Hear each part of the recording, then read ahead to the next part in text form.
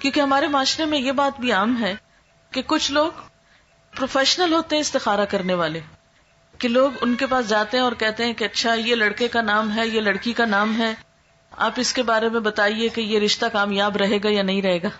اب آپ دیکھیے کہ ایک تیسرے شخص کو کہاں سے پتا چل گیا، اس کے پاس کون سا سورس ہے یہ جاننے کا کہ اس نے کل کے فیوچر میں جھانک کے دیکھ لیا آج یہ رشتہ کامیاب ہوگا یا نہیں ہوگا. ایسی چیزیں بھی انسان کے لیے توہمات کے دروازے کھولتی ہیں اور اس کے لیے پریشانیوں کا سبب بنتی ہیں، اور ایسی چیزوں پر بھی یقین نہیں کرنا چاہیے کیونکہ اللہ کے سوا غیب کا علم کسی کو نہیں. اچھا، پھر بعض لوگ یہ کہتے ہیں کہ کسی اور کو کہتے ہیں کہ تم میرے لیے استخارہ کر کے دو. اب آپ دیکھیے استخارے کی دعا میں لکھا ہے یا اللہ اگر یہ بات میرے لیے اچھی ہے تو تو کر دے. اب اگر کوئی آپ کے لیے استخارہ کر رہا ہے تو وہ کیا پڑھے گا کہ میرے لیے اچھی ہے تو کر دے، یا زیادہ زیادہ یہ کہے گا یا اللہ اس کے لیے اگر اچھی ہے تو کر دے. اچھا، بعض لوگ استخارے کے ساتھ خواب کو لازم کر دیتے ہیں.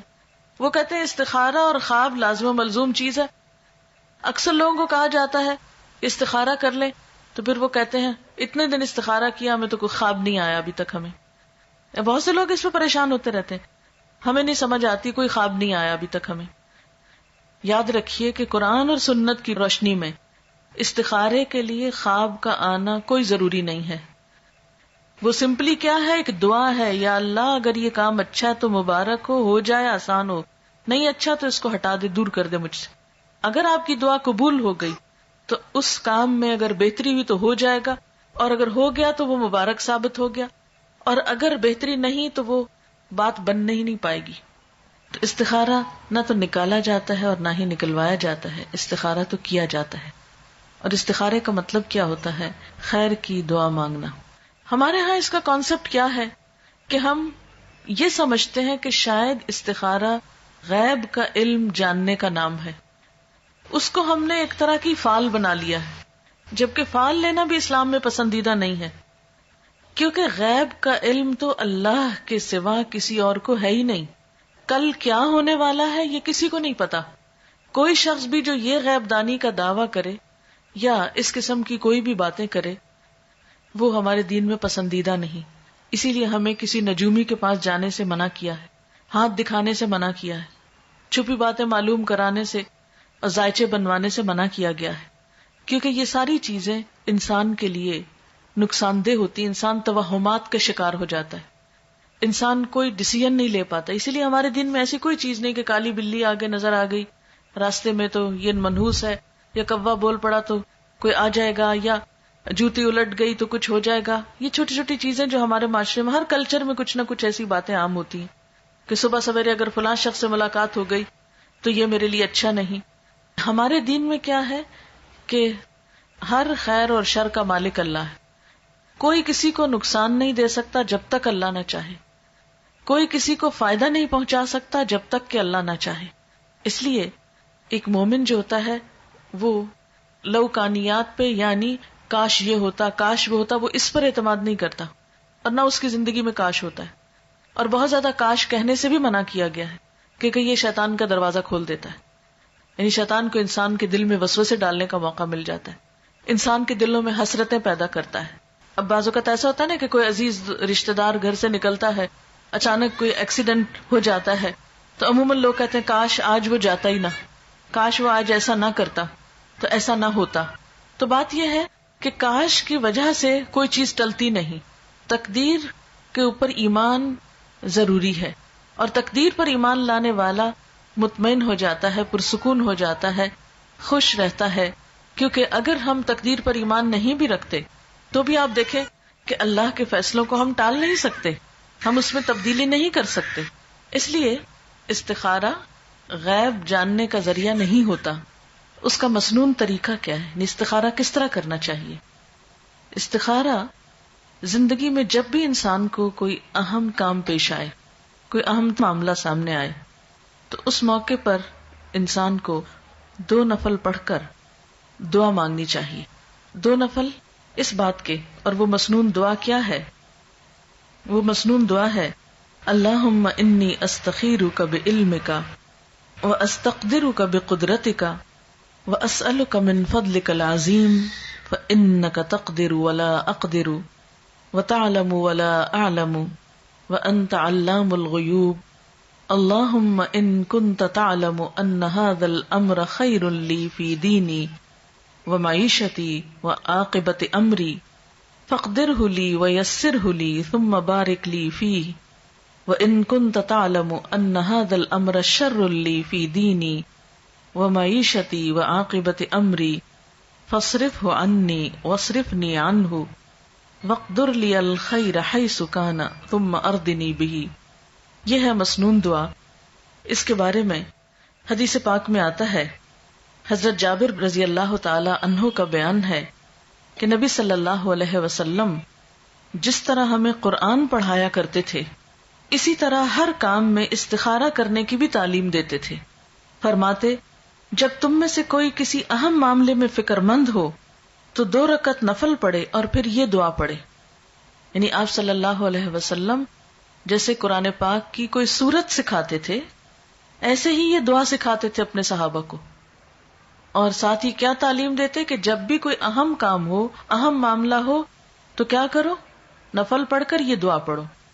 اہم کاموں میں خود مثلا جس کی شادی ہے، شادی ایک اہم فیصلہ ہے نا زندگی کا، جس کی شادی ہے وہ خود بھی پڑھے یہ نفل اور ماں باپ بھی پڑھے، ماں یا باپ دونوں میں سے کوئی ایک پڑھ لے۔ اس کا ترجمہ کیا ہے اور یہ کیوں پڑھا جائے؟ نبی صلی اللہ علیہ وسلم نے فرمایا، استخارہ کرنے والا کبھی نامراد نہیں ہوتا، استخارہ کرنے والا کبھی نامراد نہیں ہوتا، مشورہ کرنے والا کبھی نادم نہیں ہوتا، اور کفایت شعاری سے کام لینے والا کبھی کسی کا محتاج نہیں ہوتا۔ یعنی جو شخص مشورہ کرتا ہے اس کو پھر شرمندگی نہیں ہوتی، اور جو شخص بچت سے کام لیتا ہے پھر وہ کسی کا محتاج نہیں ہوتا، کیونکہ وہ اپنی ضرورت کے وقت کے لیے پہلے سے ہی تیاری کر کے رکھتا ہے۔ اور اللہ تعالیٰ سے استخارہ کرنا یعنی ایک طرح سے مشورہ کرنا بھی ہے اور خیر کی دعا مانگنا بھی ہے۔ یہ انسان کے لیے ایک سعادت کی بات ہے کہ وہ کسی اہم معاملے میں اپنے رب سے مشورہ کر رہا ہے اور پھر اس کے فیصلے پر راضی ہے۔ اور آپ جانتے ہیں کہ تقدیر پر راضی ہونا جو ہے، تقدیر پر راضی ہونا یہ ایمان کا حصہ ہے۔ جب ہم استخارہ کرتے ہیں اور اس کی دعا پڑھتے ہیں تو اس کا مطلب کیا ہے؟ دعا کا ترجمے سے ہی آپ کو پتہ چل جائے گا۔ ترجمہ ہے، خدایا میں تجھ سے تیرے علم کے واسطے سے خیر کا طلبگار ہوں، تیری قدرت کے ذریعے تجھ سے تیرے عظیم فضل کا سوال کرتا ہوں، اس لیے کہ تو قدرت والا ہے اور مجھے ذرا قدرت نہیں، تو علم والا ہے مجھے علم نہیں، تو غیب کی ساری باتوں کو خوب جانتا ہے۔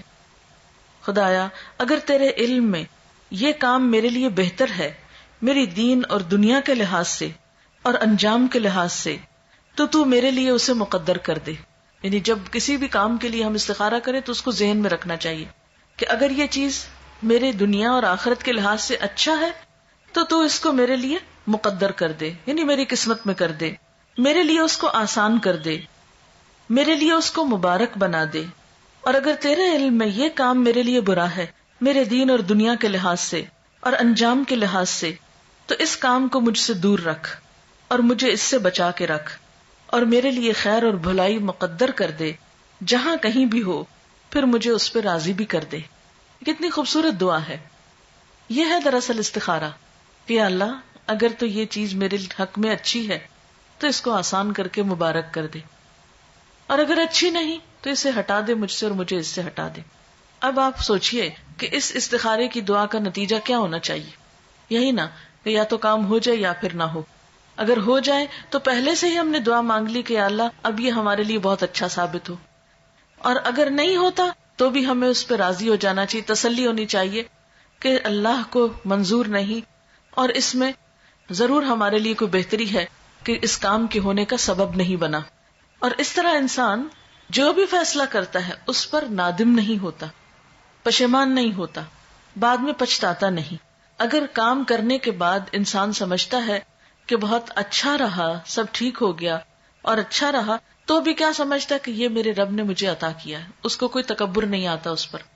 اور اگر کام ہو جاتا ہے اور بعد میں دیکھتا کہ اس کا نتیجہ اچھا نہیں نکلا تو بھی اس میں ندامت نہیں ہوتی کہ میں نے تو اللہ سے دعا کی تھی، اگر پھر بھی ٹھیک نہیں ہوا تو اس میں بھی ضرور میرے لیے کوئی سبق ہوگا، کیونکہ قرآن پاک میں یہ بھی آتا ہے نا، عسیٰ ان تحبوا شیئا وہو شر لکم وعسى ان تکرہوا شیئا وہو خیر لکم.